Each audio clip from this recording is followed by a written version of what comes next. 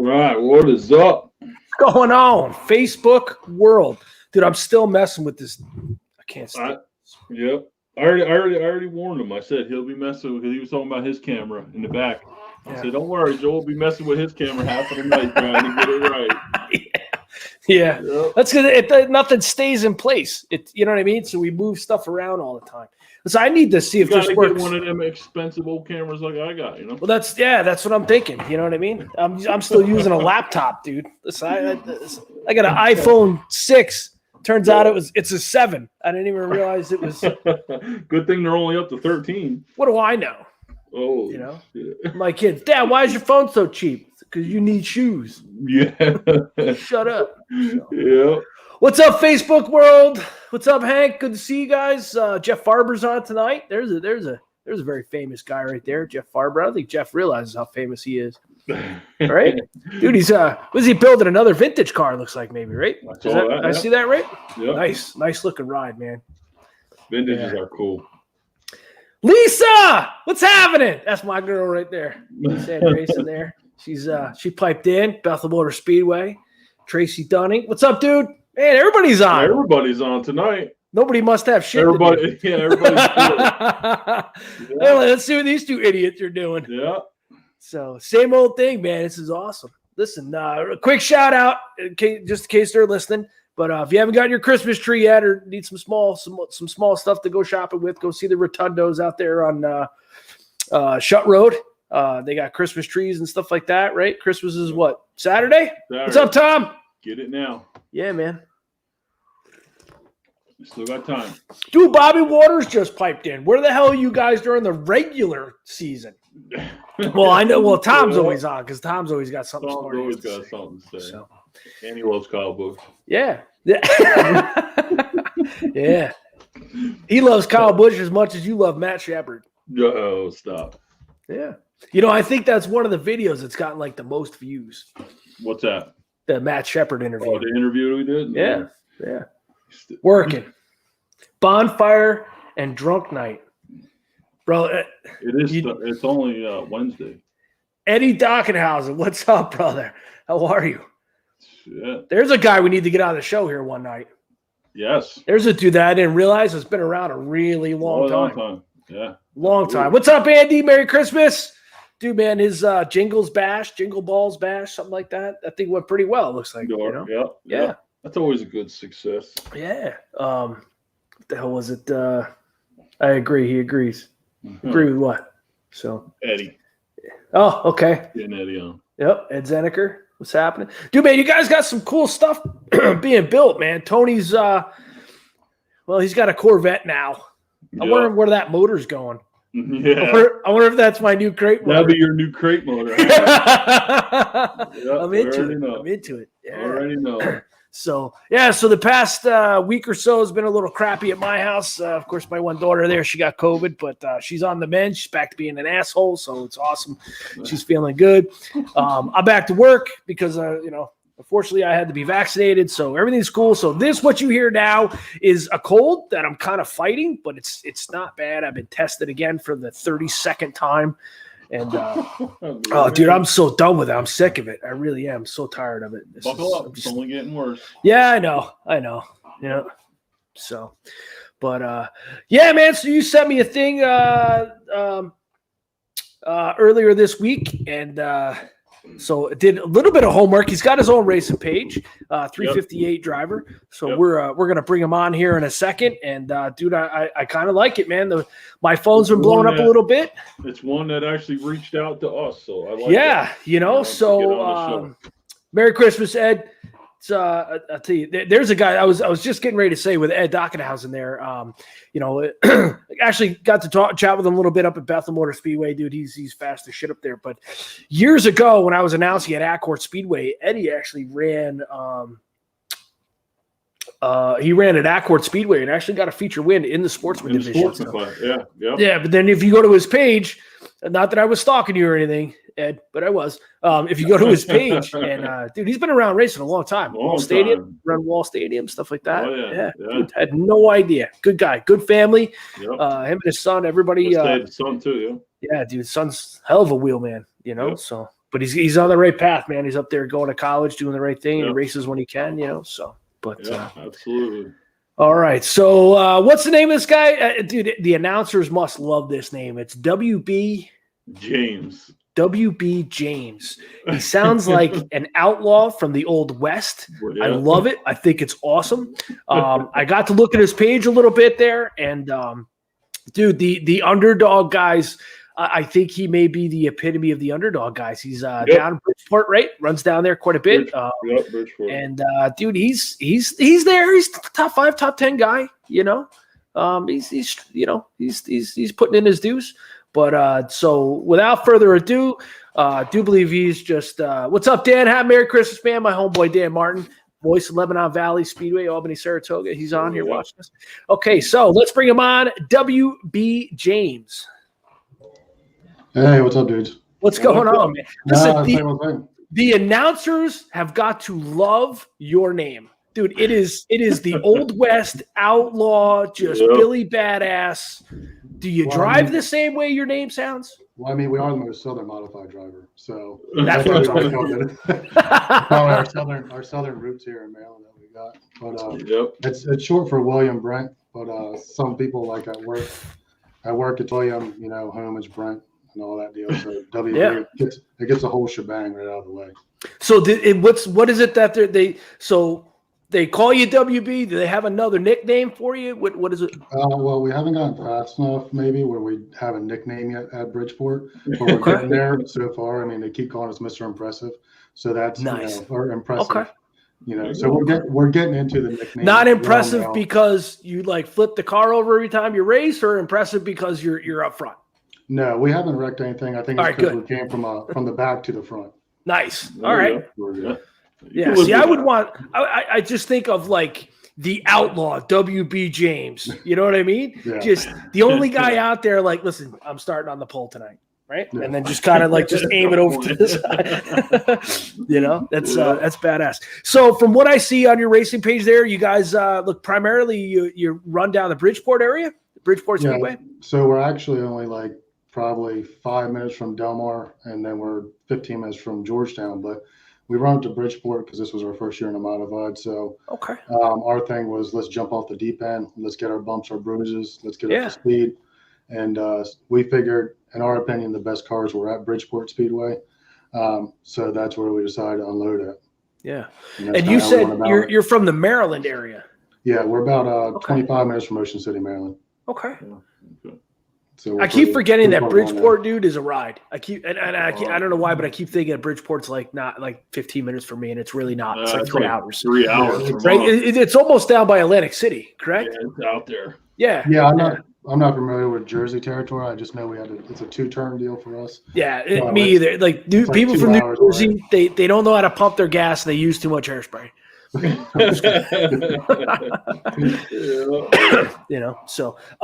how did you get involved in racing? Was it, you guys you were fans, or your family comes from racing? Tell us a little bit about that. No family in racing whatsoever. Love it. Basically, I'm 35 now. When I was probably about 5 years old, my dad did the whole Santa Claus jingle bell thing, run out the back door, look what Santa Claus brought you.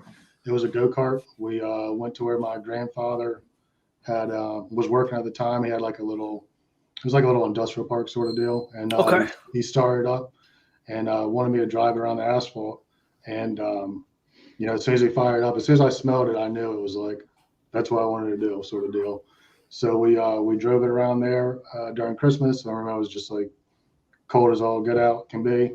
And we started running. It's now Middleford Speedway. I think it was still called Middleford back then, but it's a little I don't even know, 6th Mile or something like that, out of Seaford, Delaware. We ran that, and that's where we started running.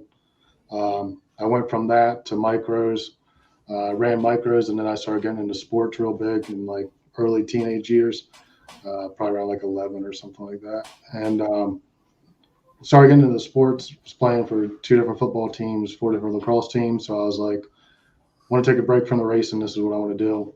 Probably one of the biggest regrets now, looking back on it, since we're now trying to climb the ladder again, sort of deal, Yeah. Took a break from it, got back into it. ran a crate car for a couple of years in my early 20s, and then just didn't have the money behind me. Wasn't having fun with it.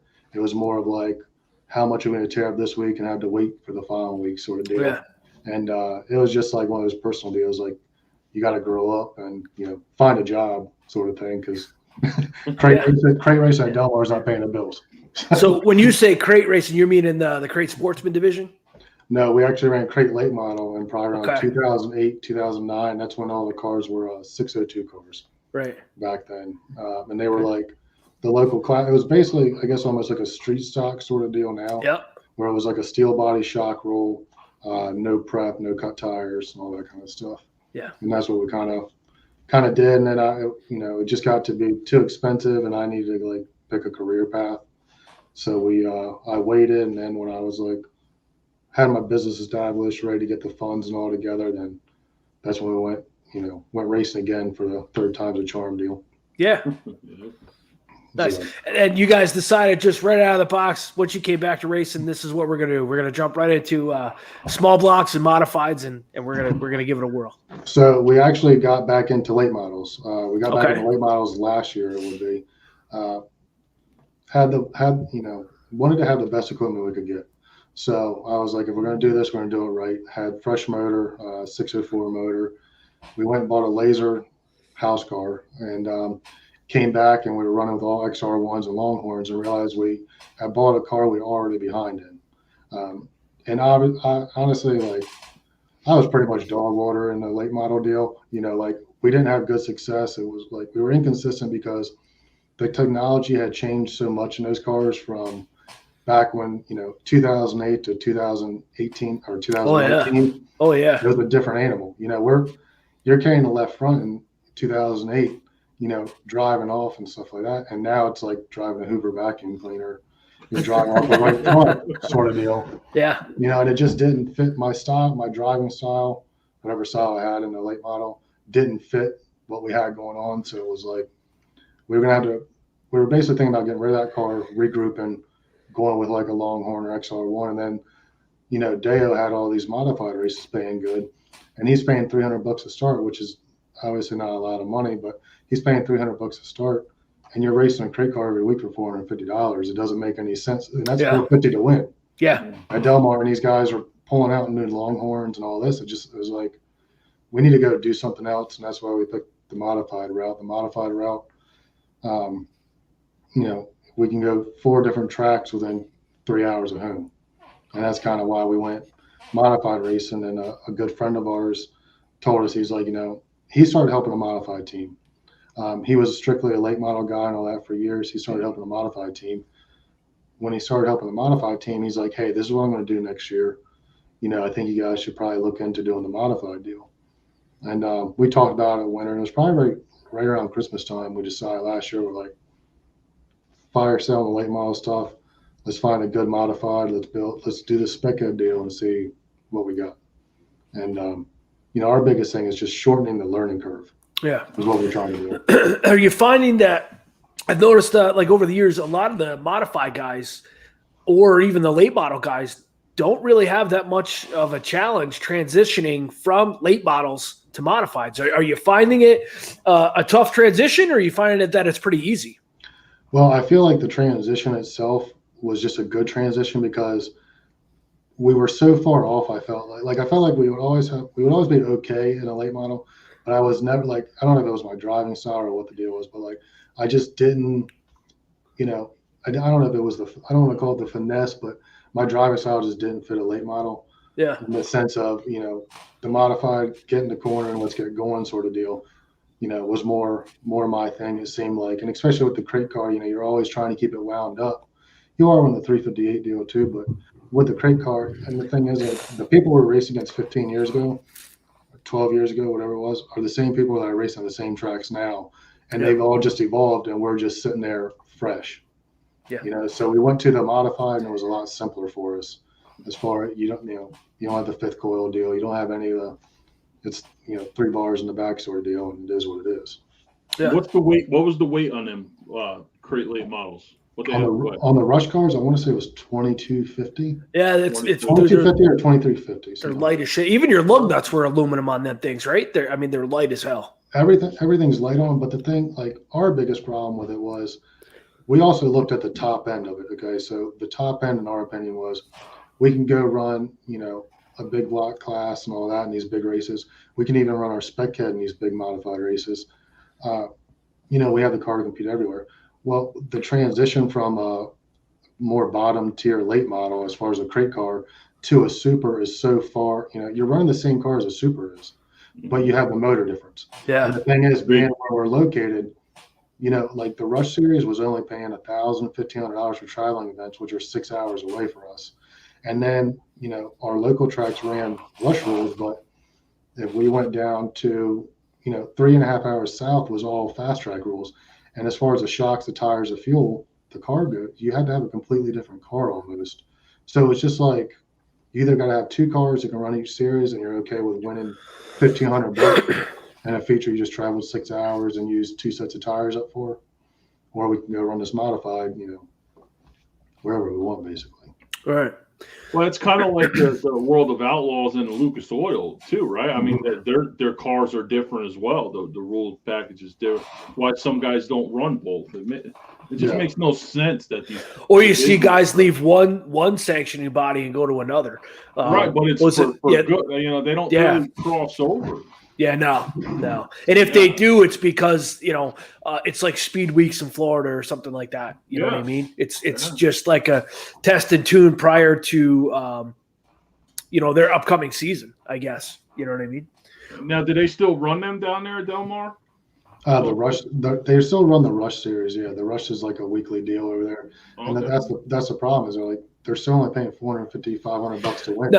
Now, when you say the Rush series, what is the difference between, say, the Rush series and like Lucas Oil or World of Outlaw late models? What's the difference? I mean, it's the same chassis because I heard you say Longhorn and all that other stuff. I know the engines. It's all the same chassis, but you're limited in the Rush series. Yeah, it's a 604 seal. Okay. Yeah. It's a 604 you can blueprint. So it's kind of like, one of those deals there, but. Obviously when you go into Lucas or whatever, they're all open motors, so you can have whatever. But what has been the cost difference for you guys running the late model as opposed to the modified? How much is it more for the modified or less? I would say it's probably about the same realistically, because I feel like the late model of the car itself, and what you tear up weekly is so much more expensive in a late model with the independent suspension deal and all that. Like, a lot of guys hate the solid front axle, but the solid front axle saves you so much money.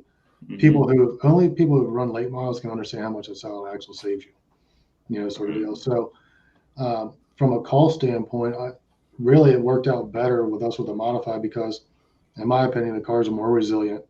They can take a lot more abuse than a late model can, and you're also running for more money. Now, the cars themselves are cheaper as far as modified goes versus a late model, let's say like decked out new sort of thing.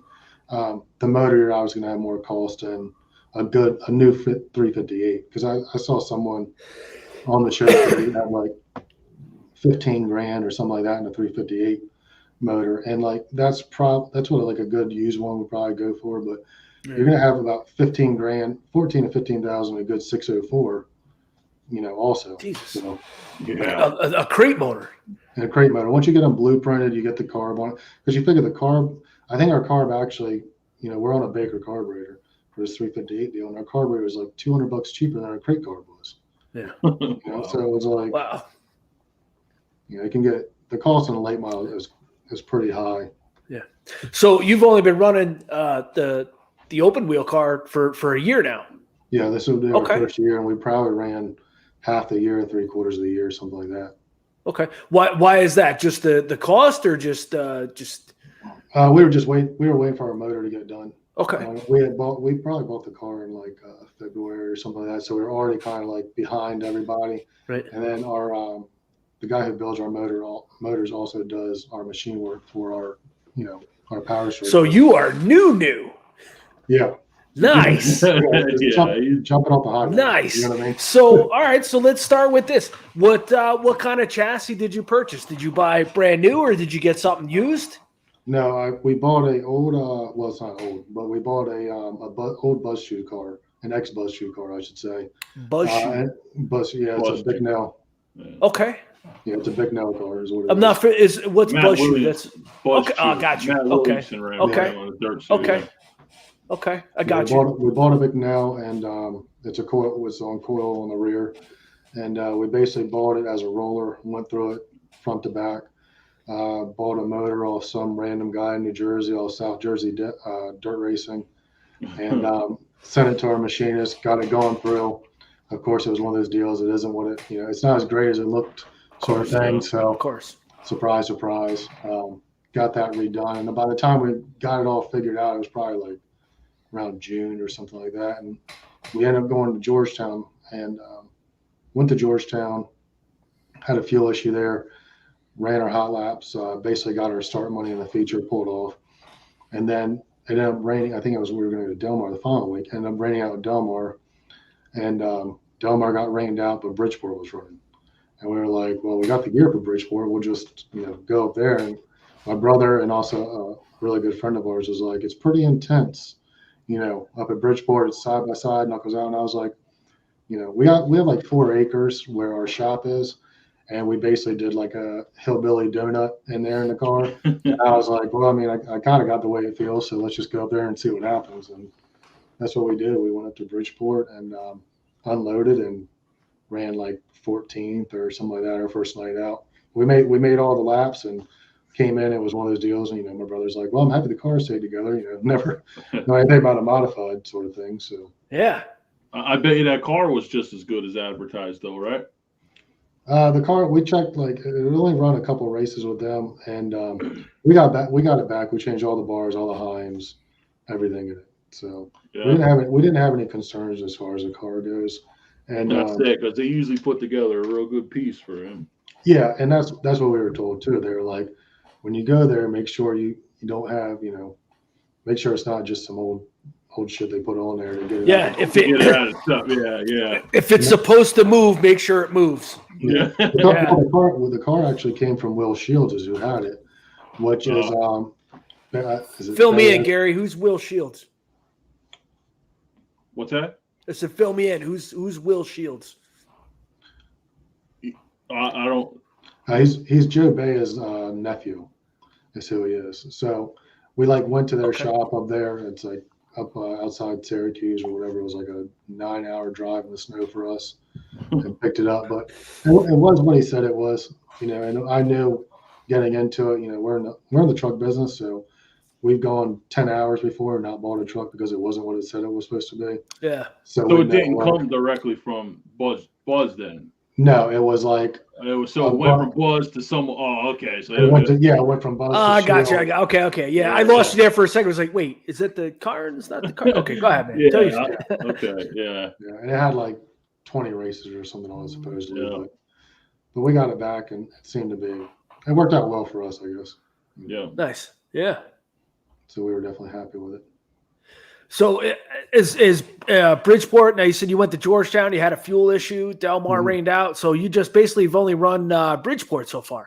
Well, we ran Bridgeport, and then we've also run, we went back to Georgetown and ran there, and then we ran Del Mar. I think we ran Del Mar probably 2 or 3 times, Georgetown. Okay. What's been your best finish so far since you started?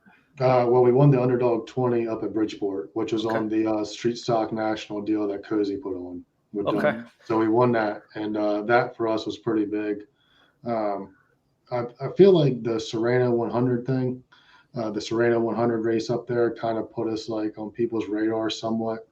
Like Mark Hackett, he had gotten up with us, wanted to do an article sort of thing because we made the Serena 100 thing. And that race, they had a lot of good cars up there, and we were still extremely green. So when we made that race and we didn't need a provisional or anything like that, that was a big deal for us.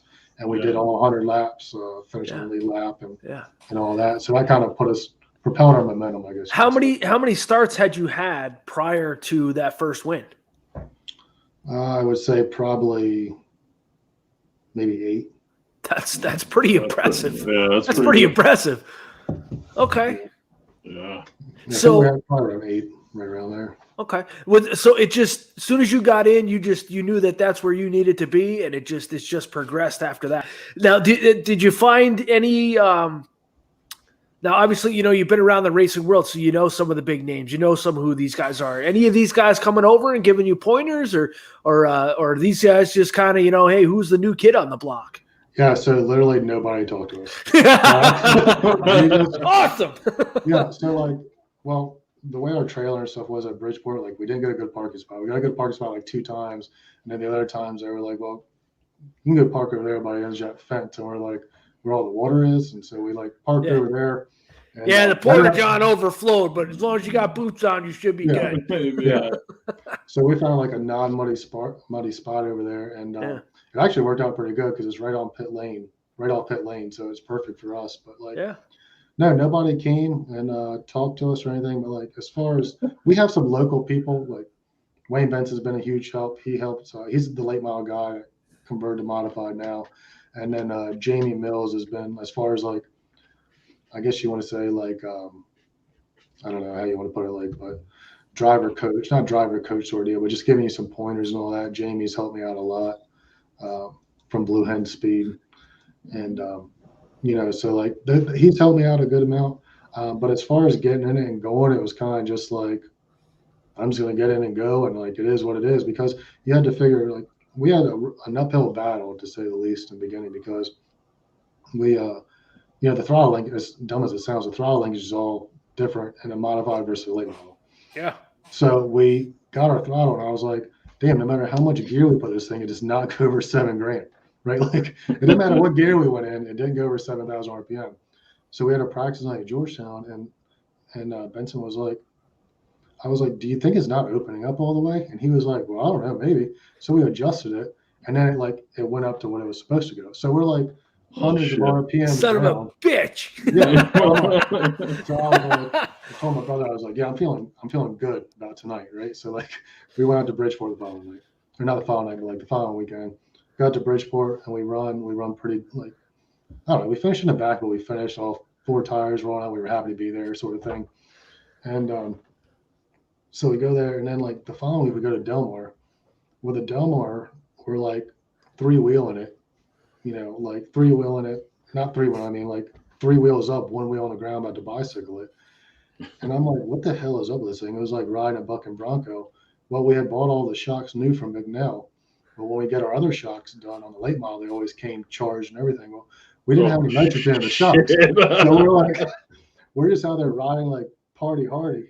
You know what I mean? And this thing was about to flip over the grandstands. And we're like, lesson learned, here's what it is. Yeah. So we pulled all the shocks off, and then and it got no gas in it. Yeah. He was like, well, we took him down there to their trailer, and they're like, yeah, basically you don't have no gas in it. And we're like, what's wrong with this? We thought they came pre-filled. And he was like, well, I thought they would have too. And I was like, well, apparently they're not. He's like, do you think you can get all 4 of them off? And I was like, I probably can. So we went ahead and got the nitrogen thing. So I feel like we had 4 races before our win versus the 8, because we only had 4 where we kind of figured out gas is on the right, sort of thing. Yeah. Oh, shit. Yeah. So so do you have a basic idea on how to set the car up now, or do you think you're still kind of struggling with that a little bit? I mean, I've won races where the car just handled like total dog shit, and I don't know how I won. I just happened to do it. I mean, you know what I mean? So do you guys feel like that, you're heading in the right direction? I feel like we're definitely in the right direction, but I feel like anybody who drives a race car, I feel like you can always have a better race. Always be better. I've never driven a perfect race car in my life. Right. So it's we have a really good Bridgeport setup. We know what we did wrong at Georgetown. We're pretty solid at Delmar, but we just didn't get to we didn't, for whatever, I can't remember why, but the small block race we didn't go to because I think we got a little torn up on Georgetown, and they were back to back at the end of the year show sort of thing. But no, setup wise, I feel like we're in the right direction. But a lot of that help comes from, again, Benson and Jamie Mills. They're well, I have those guys behind me as far as setup wise. I know I'd call Jamie right now or Benson right now, and they would pick up the phone and tell me, what their opinion is and all that too. And I'm not the kind of person where I'm like, like any kind of driving pointers or whatever someone wants to give me, like as far as obviously upper end person, you're going to listen. I'm going to listen to sort of thing because I didn't know what to expect when I got in the car, and I mean it was something totally different. And of course, Bridgeport's totally. Oh, when we ran on creek cars was half mile. Yeah. So Bridgeport's totally different banking, and there's 4 different grooves, and you kind of. You kind of can't go in it wrong, but you can go in the corners wrong. So now you got part of a season under your belt. Are you a points racer, or are you just here to race and whatever comes, and if you can go, you can go? Our thing is now we're trying to get to the point where we can get some people behind us, and we can get into a ride that's equivalent or better than what we have, sort of thing. Because like it's all out of our own pocket. Which we don't mind. We don't mind the grind. I don't mind, my brothers don't mind having to work the long days, long nights, whatever we got to do, sort of thing. And we got a bunch of guys, not a bunch of guys, but we got a good group of guys at our shop and all that. So it allows us to be able to work on the race car if we need to and that sort of thing. So, we wanted to get to the point where it's more so paying for, not so making a profit, but we can at least get some money back from it as far as like just getting people behind us, the right people behind us too. Because, Right. it's not a work thing. We'll put in whatever hours and all that. And I don't feel like we're an underdog in the sense of equipment wise. I don't feel like we're an underdog at all. I don't think there's anything that like a go down or Jamie's cars or anybody pulls off with that's anything better than what we have. Yeah. Motor wise, we have really, really good motors done by. But you're heading in the. I mean, 8 races in, and you pull off a win, and you got guys who've been in this division for 15, 20 years, and they're lucky to get a top 5. So that's kind of saying something. You know what I mean? You guys. Yeah, we have. You guys are sleepers. Yeah, and that's the thing. It was an underdog race, so it was like all the non-winners and all that, but we still like Cozy was in it. And then he went and killed him in New Egypt the next week. You know what I mean? Yeah. So like it wasn't a nobody showed up sort of deal because everybody was invited. So anybody who hadn't won a race could have sure as come sort of thing. But no, and that's the thing. Like we were happy. Our mentality changed a lot throughout the year, and it was like a stepping stone confidence building thing with the Bridgeport win because we were just happy to be there and finish on the lead lap towards the beginning once we got everything figured out. And then, we ran the last 50 lapper it was, and we were running, we won our heat race. We killed them in the heat race. And then we sat there and run the feature. And I think we started like 7th or something. And we were running extra strong. We were running with those guys in top 3, top 4. Watt, we were running with them. And then the last lap, I think we were 5th or 6th. And my mentality was no one's going to write about you or say anything about you when you finish 6th. You got to get in that top 5 to get a little headline everywhere, every time you Google it. And it was like Pouch Jr. just passed me. And my thing was like, well, I'm either going to finish 6th or I'm going to finish 3rd sort of thing. I'm going to go in the back or finish 3rd. And when we went to turn 1, I just said as hard as it would go into the corner and end up washing up some and tapping the wall and finish 9th. But even still a 9th, in that group of cars that was there, because you had Van Dorn there, you had all the big PA, New Jersey, Southern guys. So our mentality changed to where we were happy to be there, to where like when we unload, we want you guys to like we're somebody too, sort of. Yeah. And we don't have all the big backing and all that. It's like everything on the car that you see here is like we worked for that, the week before, sort of thing. So it's like one of those deals. But a lot of that comes with seat time. You know what I mean? You can have it doesn't matter. You literally can drive. I mean, you say Pouch is good. You could drive Billy Pouch's car, and that thing could be a top 10 car in it. You know what I mean? Mm-hmm. So you're young. I mean, you're new at it. So seat time that's what I was always told. Seat time, especially in the modified because they're so finicky. Yeah. But even at Bridgeport, though, Bridgeport is almost like running the valley anymore. You know what I mean? You got the best of the best still that running there weekly on a weekly basis. I always said, in order to be the best, you have to beat the best. So you kind of just, you find where everybody's running and people are, why would you go run there when you got Billy Decker and Brett Hearn and Danny and all these guys are racing there every week? Well, it's only going to make you a better driver. Yeah, You know? and that's the thing is, our thing was elbows out. Is going to make us a lot better than riding around a half Yeah. mile Yeah. where everyone's running these big blocks. And if the track's tacky, you have no chance in hell. Yeah. That's right. So what's the plans here for 2022? Where are you headed? So our first race, we're going to go down. We're going to throw ourselves in the fire and go down to Cherokee for the short track super series deal. Okay. Our thing is, we got the car sitting there. We got all of our stuff will be fresh, so there's no problem equipment wise going down there. So we're going to go down there. We're going to hit the Georgetown race, and then we're going to go to Bridgeport for. He's got two good paying shows back to back there. So we'll run like the Cherokee, the Georgetown small block show with the George. He's paying like 25 to win or 20,000 to win or something like that. Paying go through the whole field for the Melvin Joseph Memorial. We'll go there, and then we'll go to Bridgeport. I think what we're going to do, our goal is to get another car and motor together towards the end of the summer, September, when all those like end of the year shows and all that start coming up. Yeah. And we're not going to see where we're at. Bridgeport. We're going to run Bridgeport as our weekly home track. Okay. It's like Delmar's cutting back. They're not going to run as many shows. Georgetown doesn't run a full schedule either. So we're going to run, see where we are like probably by the summertime and Bridgeport points. If we're, if we're up there, we're going to go for the gold sort of thing. And if not, we're going to go back and try to hit some other good 358 shows. Any thoughts on like Super Dirt Series, Eastern States Weekend, the 76er, any of those, those big races, any of those? Yeah, we want to hit any big race where we can run our spec, then we want to run. So like 76 or all that. The Eastern States deal, we were actually talking about that the other night. That'd be awesome to go to just because of the history and all of it, and from, it is cool where we are. Like it's a pain in a sense, but it's cool where we're from, being down south, because it's like for us to go up there is like, it's pretty cool, if we can go up there and like represent ourselves well, sort of thing. Because like a lot of guys from our area won't go to Bridgeport, which is why is that? I feel like the competition up there, competition at Bridgeport, down where we're at, you figure Delmar, and this might ruffle some feathers, but Delmar, you got three good colors. There's three guys that are going to win. The guy who normally wins, he has to blow up or wreck not to win. The other two cars can kind of scrap it out. You go up to Bridgeport, there's 20 cars that are fast every night. Oh yeah, absolutely. And you're running 3-4 wide.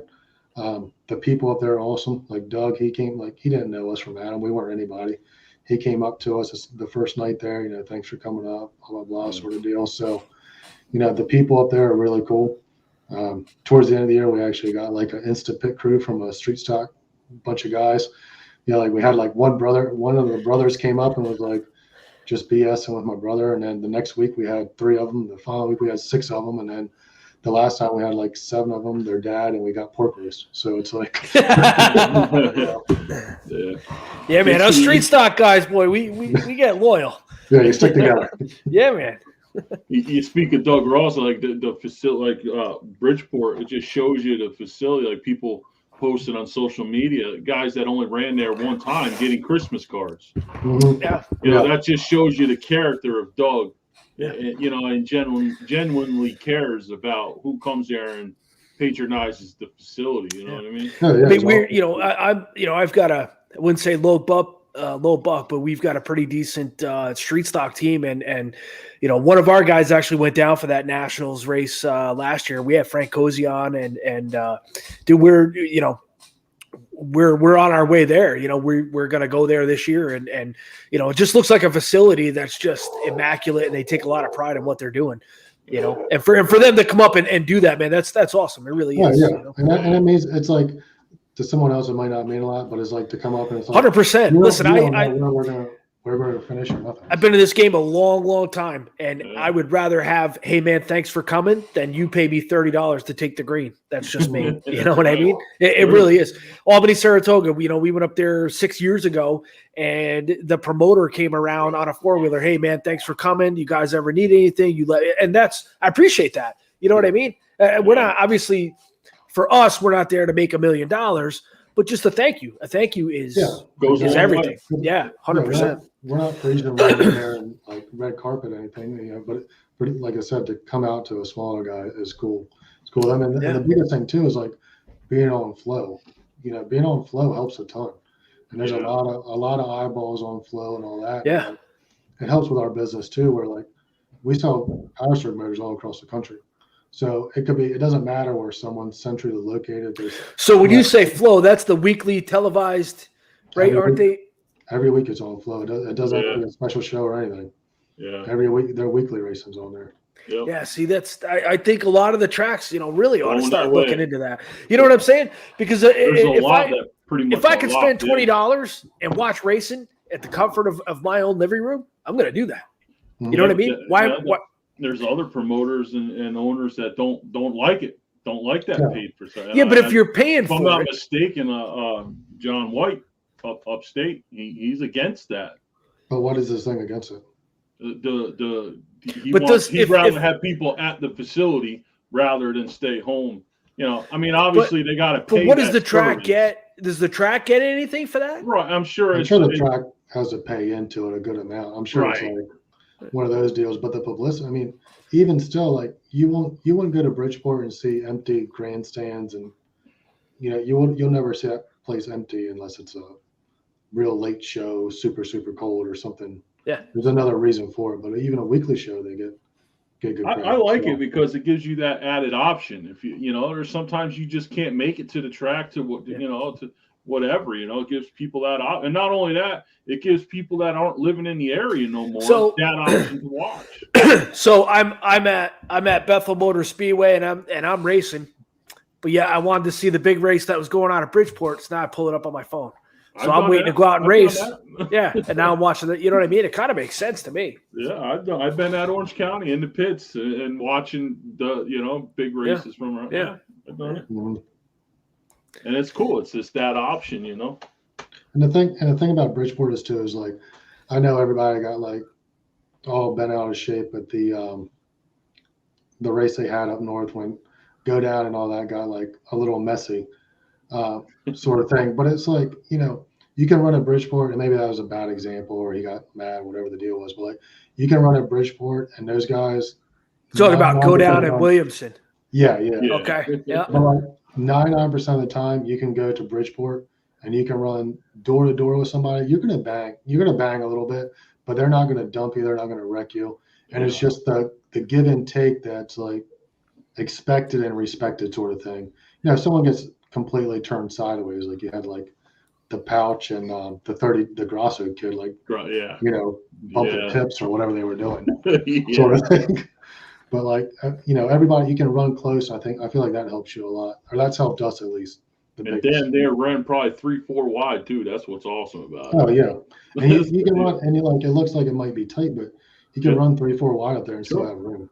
Yeah, absolutely. And then what's crazy about it, all of them are racing lines. You know what I mean? Yeah. You can make and that's place is phenomenal. Yeah, and that's like in the last race at 50 lapper they had, like we were on the bottom in the beginning, we were killing them. And the guys were in the middle, top side, everywhere. So you can run. Yeah. That place can be racy on the bottom. Yeah. A little bit moisture hold up on the bottom, you're flying. Yeah. So and then like you always get a pretty good surface there. You get some holes like everywhere else, but for the overall, you can't beat it. No. And the thing is, like our local tracks would run so late into the night. We could go to Bridgeport and be home and see guys passing us at the Gilmore or whatever. Yeah. It's just. Yeah.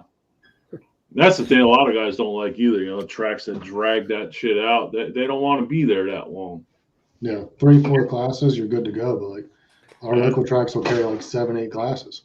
Yeah, and that's the thing. Where do these tracks draw the line on that? I mean, we have a track, our local tracks the same way. I mean, they run 8, 9 different divisions, and you're out of there at 1 a.m, and I got an hour drive home.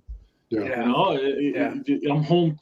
Joel, you're the same way. You go up there, you're 2-3 in the morning, you're getting home from the race. Yeah. What am I, 20 minutes before your house? That's what I'm saying. Yeah. It just sucks. It's a hike. It gets to the point though, and you hope and pray that your feature goes out first. The first part of it, one of the first ones, because when you're done, you can just go home. You know what I mean? They're mailing your payout to you, which is fine. So you don't have to wait around for that. Yeah. But if not, man, it's, listen, I've run features at 2:00 in the morning, and it's just been It's just stupid. And we It's did just that stupid. in crate cars before. Yeah. Unload, going out 12:30, 12:45. Yeah. Just But not even into for it. you going to Bridgeport, you're talking 2 hour jaunt to get back home. Yeah, dude, we can run up there and we'll be back. We'll be out of the place at 10:30. No, I know, but that's what I'm saying. Just imagine, yeah. you know what I mean? Like, you wouldn't be doing that trip. You'd be like, nah, okay, we're done with this shit. Yeah. He keeps us coming back. So. Yeah. Yeah, no, absolutely.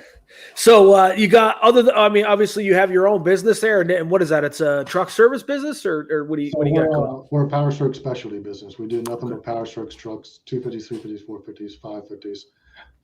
We don't do any oil change sort of deals. We do a lot of our stuff is cab off stuff. So it's all head gaskets, motor replacements, injectors, the whole nine deal. Okay. And it's all, our whole operation is out of that shop basically. So yeah. Okay. And who's you got any other sponsors on the car that you had for this year coming up next year? Who you got? We have Ken Dews just came on with us. Ken Dews RV service. They do RV repair, trailer repair, stuff like that out of Pocomoke City, Maryland. They're helping us out putting a bathroom and stuff like that in our trailer that we have. And wait, putting a bathroom in your trailer.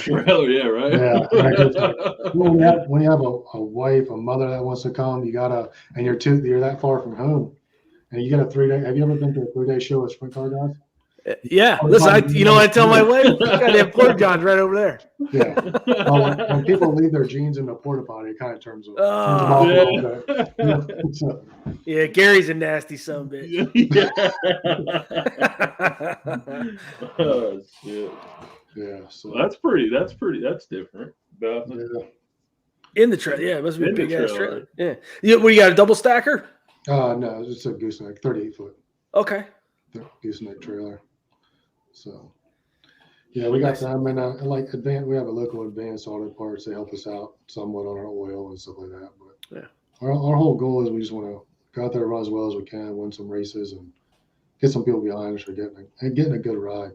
So where are you looking to take this? Like where are you looking to be? You just just modified racing, or are you looking to move up farther? Where are you looking to go?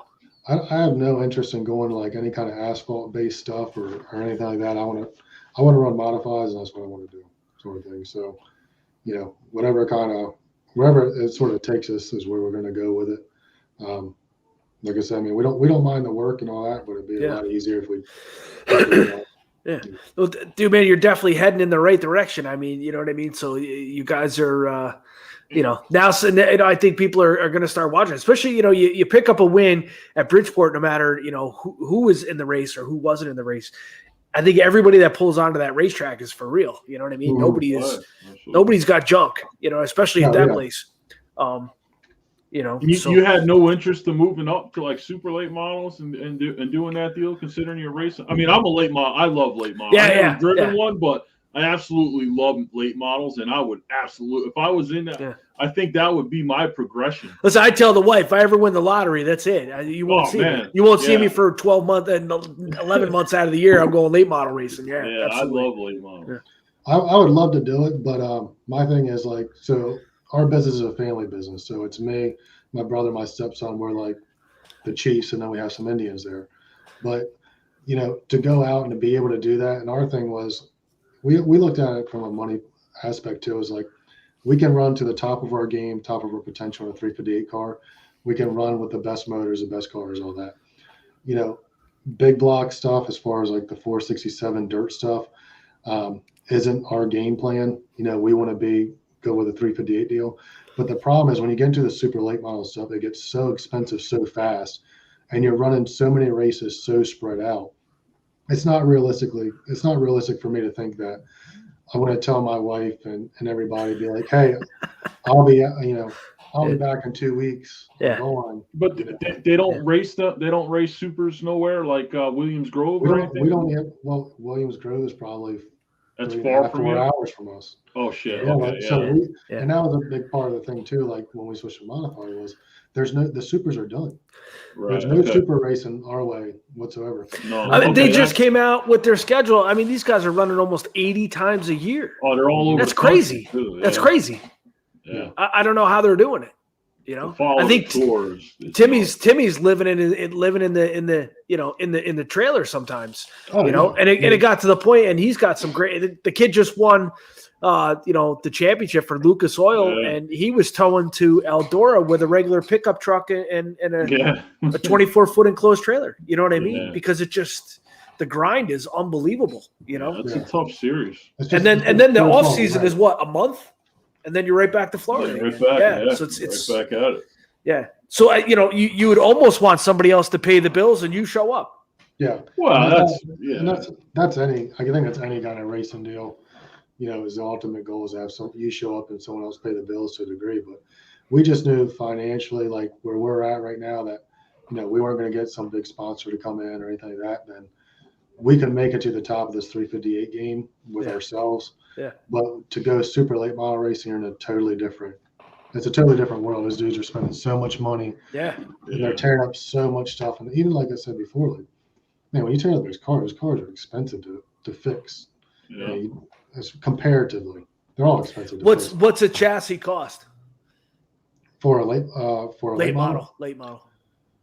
I can tell you 3 years ago, we had a car that had 16 races on it from Laser, had no transmission in it, no wheels and tires on, no shocks. We paid almost $30,000 for it. Holy shit! Wow, yeah, that's crazy. And I think we had almost probably almost 40 in it or something, somewhere between 35 and 40. And by the time you got a trans in it, holy, yeah. So the time they're going crate racing, that crate car is almost a good crate car. And there's no doubt in my mind these guys are spending 45, 50,000.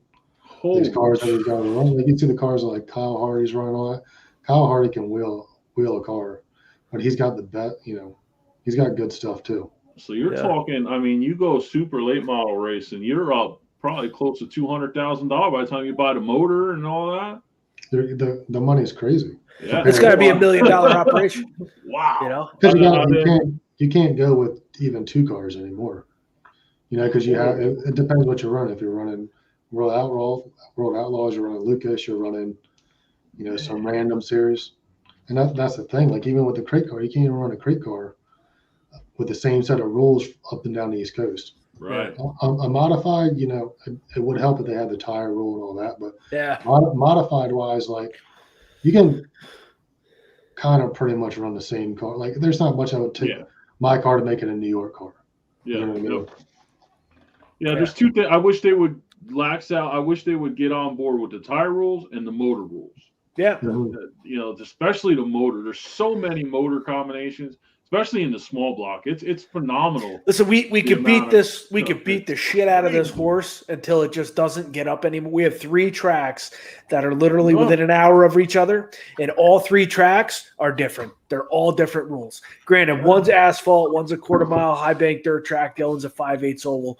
But it's just, if they all just got together, it doesn't make, I don't understand it. Just a unified rule. But, you got American Racer here, Hoosier over there. Yeah. You can run this spec engine here, but you can't run it. It's just, I don't get it. You got intake rules, you got everything in it. Yeah. You cross the Jersey, New York line, you're in Hoosier territory, basically. Yeah. It's just nuts. It's crazy. So just the short time that you've been in a 358 modified, we like to ask everybody if there was one race that you could possibly win in your career other than the Daytona 500, what would that race be? Modified wise, I'd like to win a big short track Super Series race with a spec head. That's what I like to do. Yeah. Good luck. You asked, so. Sorry to be a Debbie Downer. No, you don't have to be a Debbie Downer. But we're gonna listen. It can be done. It can be done. That's like. And when it is, listen. When it is WB, you can come back on. Neither one of us will say a word. We'll just do this. Yeah, that'll be my interview at that point. Yeah. You guys can talk to me then. Yeah, man. I hope. I would love to see that, but them big open small blocks are no shit, man. Yeah. Are you for like a spec engine, or you prefer the open stuff? Like, what's your preference? I'm for a spec engine because we have a spec engine. So, I think the spec deal is cool. if you can keep everybody on the same playing field, you know what I mean? I think would help. And then, because you figure you can build a spec head, let's say for 8-10 grand. You can also build a spec head for 30 grand. So you're still getting the competition breeds money, or money breeds competition deal in it, without killing the guys as far as, a $60,000 big block. Yeah. Because, it's a lot easier for a guy to go and buy 2-3 specs than it is to go buy, 3 big blocks. And a team like us, like, we know we can put another car together, another good spec head together. But even if we ran, let's say, 1 spec car and 1 big block car, when that big block blows up, you're still going to buy another one. What was the deciding factor on the chassis that you guys wanted? Was it just word of mouth, or was it just like you did some research? Like, how did you guys decide what it was that you wanted to run? Buddy of ours was like, the Bignell is the rocket of the modified world. Okay. So we were like, rocket out. So, 70% of the cars used to be rockets as far as late models go. Yeah. And we were the outcast with our laser that we had. So we didn't want to be in like some random brand. Like, I don't know anything about the other brands really, except for the Bignell and some about the TO. But the Bignell stuff seemed pretty straightforward. And also, like, having Blue Hen Speed close to us, they were a Bignell dealer. So having them and Bignells helped us make our decision. We didn't want to be in something that nobody had, because that's where we were at with the laser. Like, we called a local shop with a laser, and they were like, yeah, every person's ever had a laser. I told them to sell it. So he's like, you'd be better off like selling your 17 laser and buying like a 2011 rocket. And I'm like, well, that seems ass backwards. So I'm not going to do that. So if that's the case, how are they staying in business? Laser. Yeah.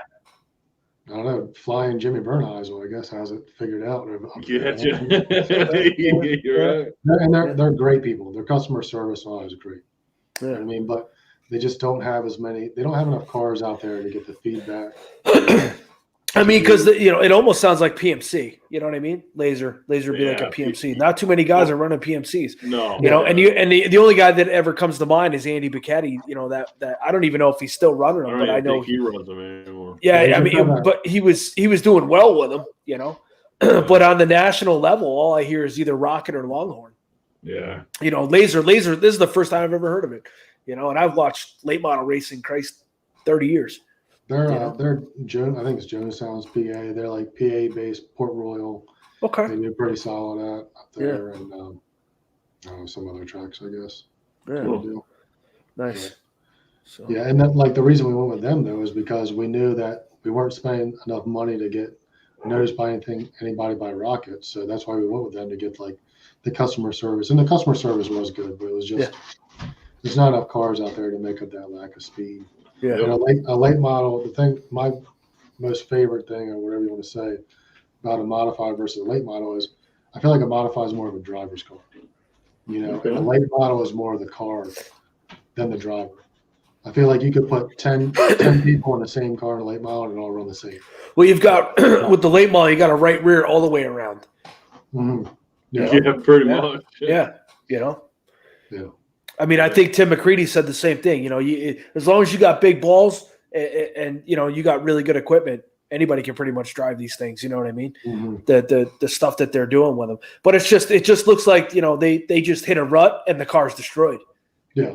And they're rolling out of backup, and I'm just, oh man, it's crazy. Like it's nothing. Yeah. And even like the little stuff you don't think about, like even all the sheet metal you tear up or a nose you tear up, and a late model never happens in a modified.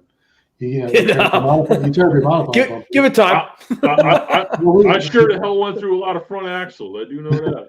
Well, I guess we did too. We did 2 or 3. We did 2 in 2 consecutive weeks. Haven't put up anything on the car all year, and then we got 2 in 2 weeks. I learned real quick you can only straighten them a certain amount of times. Yeah. So I've told this story before, but a buddy of mine, Eddie Walters, when he got into sportsman racing, he was a full fender guy, and we would bring 5 or 6 axles to the track because he went through one in hot laps, then he went through one in the heat race, the Consi, and then he got another one in the feature. Yeah. And it got to the point where I could change a front axle with everything on these things just blindfolded. And then it also got to the point where I made him do the goddamn shit himself because I just got tired of doing it. I'm like, dude, you got to stop hitting shit, man.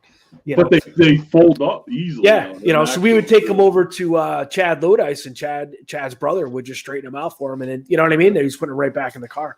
Yeah. Yeah, we never try to straighten any bars. Any bars are a little too banana for. Yeah. So you do it good then, right? Yeah, man. So, all right, WB. It seems to be about that time, man. Listen, I appreciate you coming on, and dude, you're a guy I'm going to start watching now. Only because it's just the name. It's the name, man. It's just Gary's announcing up at Accord Speedway. I've been doing it on and off over 20 years, and just that name, WB James. You know what I mean? That's a racer's name.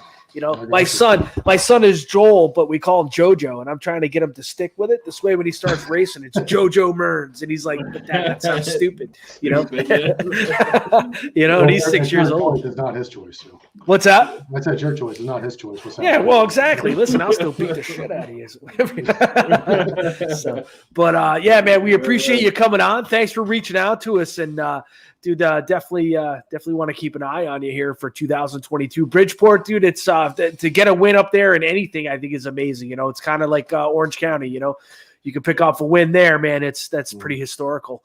And listen, man, see you around Eastern States or something like that. Yeah, that'd be great. Yeah. Absolutely. Yeah, that's our neck of the woods. You know, so yeah, we'll be out for 2022. So just keep an eye out. Yeah, man, absolutely. It was awesome. Yeah. Thank you. So, all right. So that'll do it for Mr. WB James here tonight. 358 modified driver from the down there running Bridgeport Speedway. Lots of luck to you here in 2022, brother. We'll keep an eye out for you. Take care. Okay, man. Thank you, guys. All right. No worries. So, wow, that's a first, man. That's a first. I learned a lot about late models here tonight too. I've been watching them guys for over 30 years and stuff. And, that's cool. Listen, I'm kind of excited for them. You know, as long as you got the money and you got the drive. Yeah. Now I got to go back and watch because they had the highlights. I know, like I said, when I went from street stock to that sportsman, man, that was like a whole. I mean, I have to go back and watch those highlights from the Street Stock Nationals because they do have all the races on there, and I have to watch that underdog race there, and you know what I mean. So that there would be pretty cool. Yeah, the couple of times I've driven, Jeff Richardson let me drive his car once at Accord, and Mike Wazlowski. Well, we all know how that turned out. Just I think that's always what's deterred me from buying a Sportsman and running it is just the fact that. I know I can have really good stuff, but as soon as I start tearing it up, it's going to run out quick. You know what I mean? Yeah. It's going to be, it's not going to last very long. You know what I mean? It's, and it's such a learning curve, but to, you know what I mean? I don't know. That's the biggest thing is the learning curve. I mean, like I said, I had even thought about, just getting one and just kind of, run it whenever, just run special shows. But with those things, so much changes with them so fast that you really want to be out there every week running the car. And it just, I don't know. I don't have the interest in it, So, yeah. I think it's just the bill and the maintenance and all that stuff, Christ, now, even my street stock, if it wasn't for Tony, I wouldn't be racing, So. Yeah, it's another 40-hour job, man. Yeah. That's what me and we were talking off air about that. Like drivers that just have their cars at people's shops, paying them to service them, and they pick them up and they go racing on the weekend. Yeah. You know what I mean? Yeah. It's crazy. And it's kind of gotten to the point where that's pretty much what I do, even with a street stock. You know what I mean? It's the same thing. It's just hard. It's hard to find the time, really. Yeah. Yeah. And believe me, you know what I mean? Everybody thinks that, Tony does a lot of that for me for free. And really it doesn't, listen, you pay. This is what he does for a living and he's great at it. He really is, you see Jerry Higbee, he's doing it now, Grant Hilfiger for them guys. And you're starting to see it a little bit more, where guys just basically don't have the time. You don't have the time, so that's what they're doing. But anyway, all right, man, that's gonna do it for us. Listen, I had a couple of guys reach out to me. I'll try to reach back out to them, see if they're good to go. But I'm thinking maybe next week we probably have something else here too. It's really cool. I don't know about you, but yeah, I had some dudes reach out to me.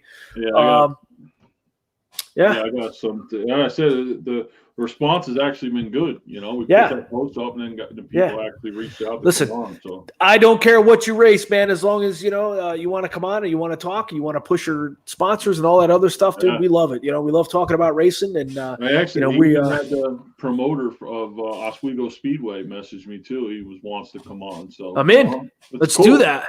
Yeah, absolutely. So, we're getting a different mix. Like I said, promoters too. They got a spot here. We'll talk to them. Yep, absolutely. Whether it be go-kart, big car, you know what I mean? So, I like to stay away from the drag racing, though, because you don't get to hit shit. So, but,